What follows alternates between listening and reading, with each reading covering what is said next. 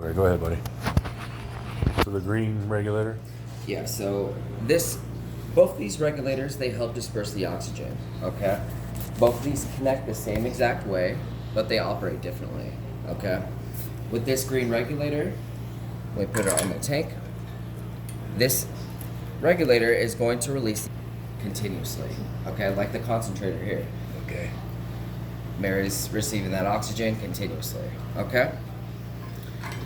If we connected this OCD regulator, OCD stands for oxygen conserving device. Right. Okay, so this OCD only releases the oxygen when it She detects breathes. her breathing in and out through her nose. Right. Okay, that's the Okay. only way it's going to release that oxygen. Alright. So if she's a mouth breather, then it will definitely, like, she's going to have issues. It won't release that oxygen, okay? So the benefits to the OCD, though, is it helps extend the life of the tank a lot longer versus just a normal regulator, Right. okay? So with this regulator, we connected it onto this E-tank, okay? On 3 liters per minute, this tank's gonna last you, give or take, around 6 hours, okay? Maybe a little bit longer, but probably about like 6 hours, Alright. okay? If we connected this OCD onto this E-tank, Right. okay, this tank's gonna last you, I wanna say about 15, 16 hours. Wow.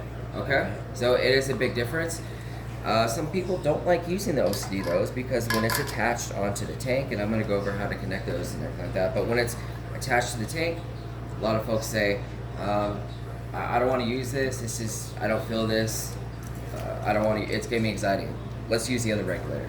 That's what you hear a lot of the time because it is very subtle. Yeah. Okay, she's not going to feel it. Okay?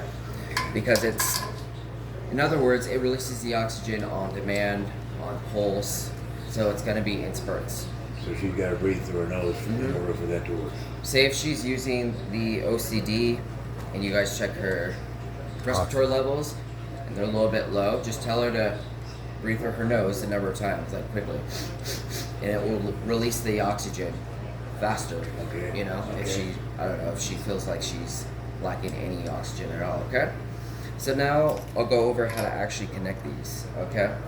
The goal for when we're connecting any regulator, you're looking for the 2 prongs. Okay. This OCD is 2 prongs. Right. Okay. And this regulator has 2 prongs. Okay. Has 2 prongs as well right here. Okay. I'm going to use this OCD as an example. Okay. The goal for connecting any regulators, we're going to get the 2 prongs into the 2 holes in the valve. 2 holes in the back. Okay. If you see 2 holes on any tank on the valve, that's exactly where those prongs need to go. Alright. Okay. There's 2 holes for each tank on the valve. So I'm going to place the OCD over the valve like that. Okay. Right. When you know when those 2 prongs are in the 2 holes, okay, you're gonna tighten this big knob, Right. okay? Okay. And it might be a little bit difficult trying to find it where it's at, but you're gonna know when they're in there because it's gonna be flush right here, Okay. okay? All And I right. can only see where I'm at. It's difficult to see where you're at, but Yeah, that's right. basically what you're looking for. You're looking I for it got to you. be flush, I got like you. that, Right. okay? Now, when you're certain that those are in there, you're gonna tighten this big knob until this is nice and firm. Okay. Now, when you actually want to use the OCD, we're gonna go ahead and use the plastic wrench. Okay. We're gonna place it right here on top of the valve.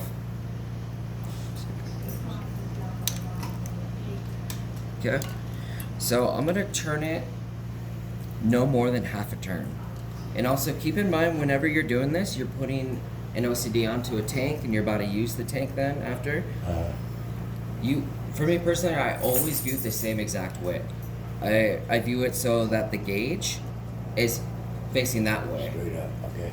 just so I know which way to Yeah, turn exactly. it. Lefty, loosey, Exactly. righty, tighty. Okay, Yeah, right, so right, we're right, gonna right. turn to the left.